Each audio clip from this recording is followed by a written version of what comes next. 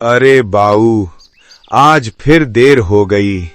जगारू का ढोल भी ना उठा पाया हमको। काका, आज फिर अकेले खुद से ही बातें कर रहे हो क्या? अरे सुनैना बेटिया, ये बुढ़ऊ और का करेगा? खुदे से बात ना करे तो और कोनो दोस्त भी नहीं है हमार। काका, आप भी ना, चलो पानी ले लो, फिर आपकी बातें सुनते हैं।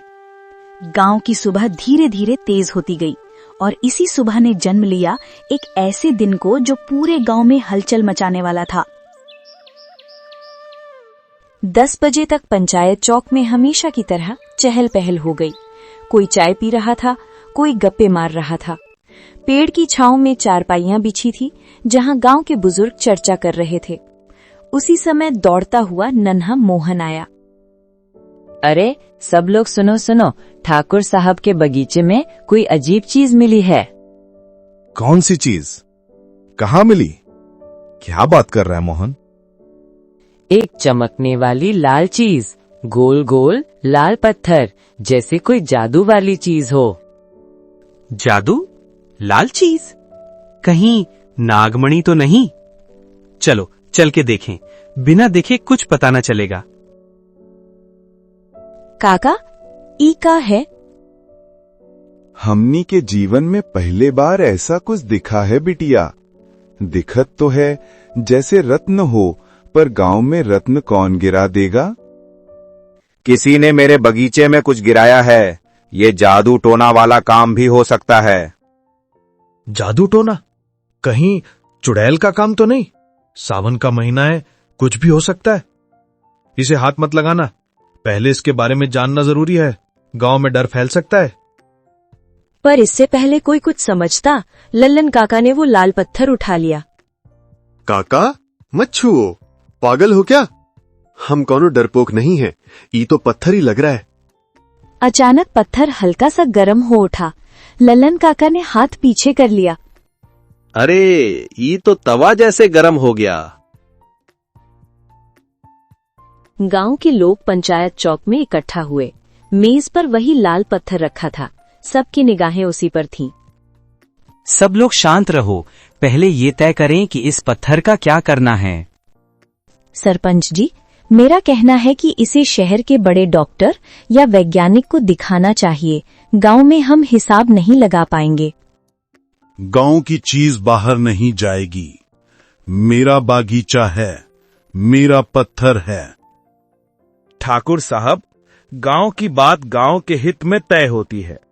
ये चीज गांव की सुरक्षा से जुड़ी लग रही है। मेरा मन कहता है कि ये ना तावीज है ना जादू, कुछ नया है।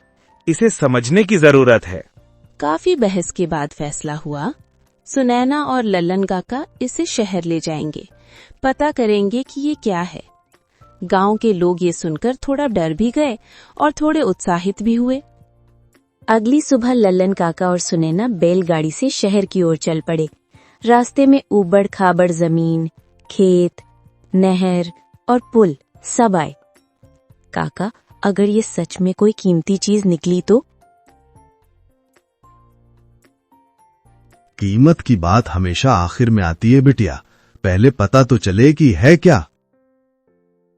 शहर पहुंचकर वे एक बड़े कॉलेज में गए जहां डॉक्टर रघुवंशी नाम के वैज्ञानिक थे। डॉक्टर ने लाल पत्थर को देखकर हैरानी से कहा, ये साधारण पत्थर नहीं है, न ही किसी खनिज जैसा है। ये गर्म तो होता है पर नुकसान नहीं पहुंचाता। इसमें ऊर्जा है। लगता है कि ये किसी उल्का का हिस्सा है। मतलब आसमान से आया है?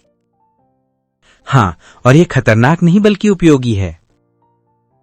वापसी के रास्ते में 2 आदमी बैलगाड़ी को रोकते हैं। अरे ये वही पत्थर है ना जो ठाकुर के बगीचे में गिरा है। हमें दे दो, कीमत जितनी मांगो उतनी मिल जाएगी। ये गांव की चीजें हम नहीं देंगे। वे आगे बढ़ते हैं, तभी मोहन खेत से लठ लेकर कूदता है। भागो यहाँ से, ये हमारे गांव की निशानी है। सही समय पर आकर बड़का काम कर दिए मोहन, वरना गड़बड़ हो जाती।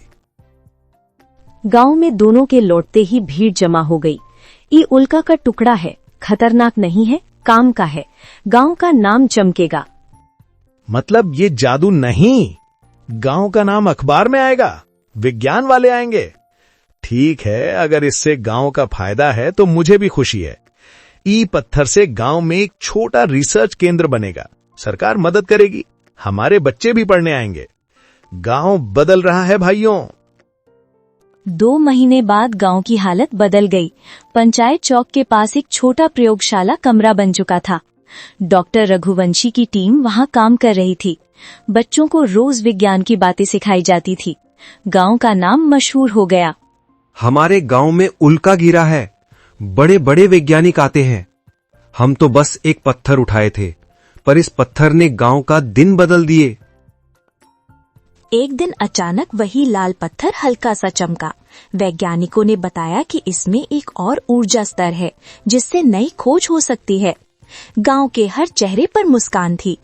सुनैना बोली, काका, लगता है ये पत्थर हमारे गांव की किस्मत का सितारा है। सितारा नहीं बिटिया, ये तो बस बहाना था। असली चमक गांव के लोगों की मेहनत है। इस तरह थोड़ी जागरूकता से गांव के हर घर में खुशहाली हो गई।